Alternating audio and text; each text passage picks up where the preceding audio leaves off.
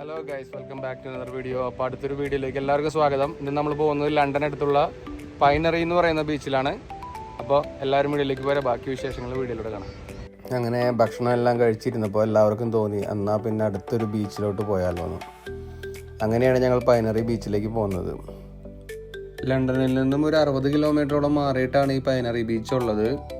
ഞങ്ങൾ പോകുന്ന വഴിക്ക് ഞങ്ങൾക്ക് കുറച്ച് ദൂരം നല്ല മഴ കിട്ടിയായിരുന്നു. അപ്പോൾ ഞങ്ങൾ വിചാരിച്ചു പരിപാടി പാളി. പക്ഷേ അവിടെ എത്തിയപ്പോൾ മഴയൊന്നും ഉണ്ടായിരുന്നില്ല. അതൊരു വലിയ ഭാഗ്യമായി.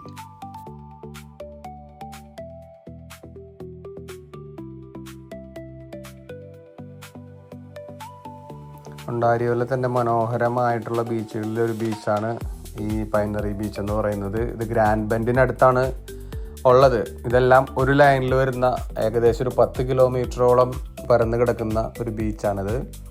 ഇത് കണ്ടു കഴിഞ്ഞ് കഴിഞ്ഞാൽ കടലല്ലെന്ന് ആരും പറയില്ല. പക്ഷേ ഇത് കടലല്ല, ലേക്ക് ഹ്യൂറോണിൻ്റെ ഒരു ഭാഗമാണ്. ഒണ്ടാരിയോയിൽ ലേക്കുകളേ ഉള്ളൂ, കടലുകളില്ല.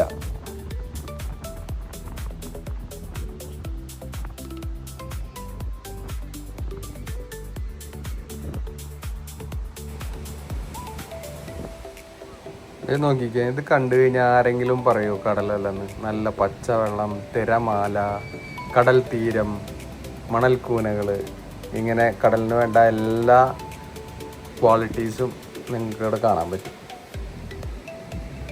എല്ലാം കൊണ്ടും ഒരു കടലിന് വേണ്ട എല്ലാ ക്വാളിറ്റീസും ഈ ലേക്ക് ഹ്യൂറോണിൻ്റെ ഈ ഭാഗത്തിലുണ്ട്.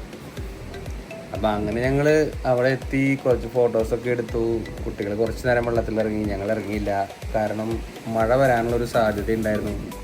അതുപോലെ നല്ല കാറ്റൊക്കെ ഉണ്ടായിരുന്നു. അപ്പോൾ പിന്നെ ഞങ്ങൾ ആരും ഇറങ്ങിയില്ല. കുറച്ച് നേരം അവിടെ നിന്ന് ഫോട്ടോസൊക്കെ എടുത്തു, വീഡിയോസ് എടുത്തു. അങ്ങനെ കുറച്ച് സമയം അവിടെ സ്പെൻഡ് ചെയ്തു.